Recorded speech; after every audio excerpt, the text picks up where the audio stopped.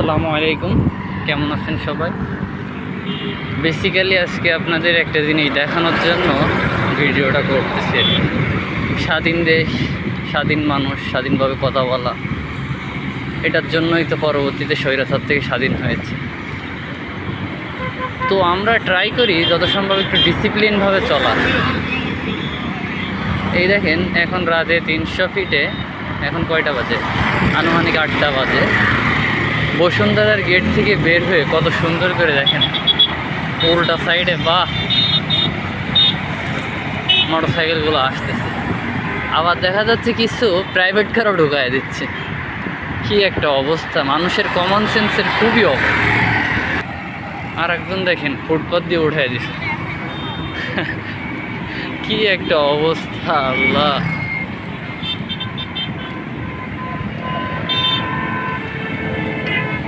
এই যে আর একজন মাইক্রো ঢুকাই দিচ্ছে। অবস্থা দেখেন শুধু।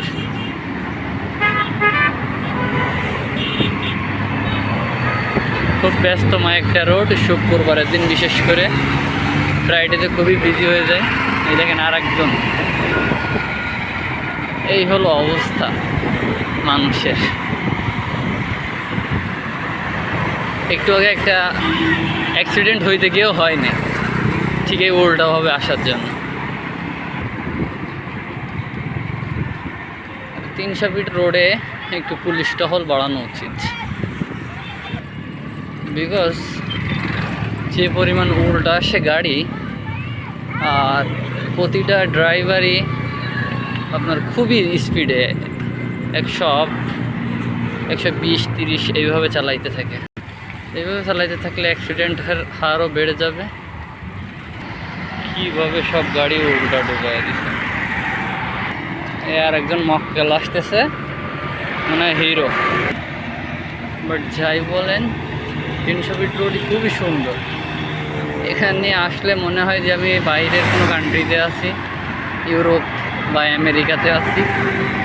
খুবই দৃষ্টিনন্দন একটা জায়গা 300 ফিট। এই সাইডে আস্তে আস্তে আপনার অনেক প্রজেক্ট গড়ে উঠতেছে। আপনার তার অপোজিটেই বসুন্ধরা আবাসিক এরিয়া। এই যে এগেইন দেখেন অবস্থা, দেখেন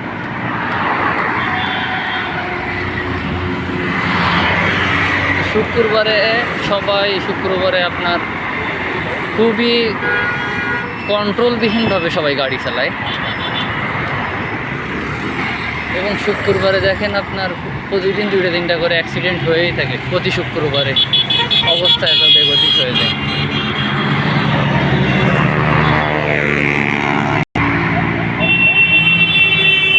স্পিড মোডে না হইলেও 120 হবে মিনিমাম। এই যদি হয় অবস্থা।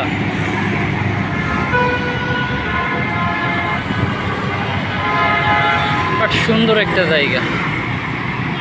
আর টানেলগুলো তো অস্থির, আপনারা চাইলে ওখানে ঘুরতে আসতে পারেন। বাট আমি রেকমেন্ড করবো শুক্রবার বাদে আসবেন, বিকজ শুক্রবারে প্রচুর পরিমাণে লোকজন থাকে অ্যান্ড রোড অনেক বিজি থাকে। সো শুক্রবার আই থিঙ্ক অ্যাভয়েড করবেন, কারণ এটা অতি ব্যস্ততম একটা রোড হয়ে যায়। সবাই খুব জোরে গাড়ি চালায় আর কি।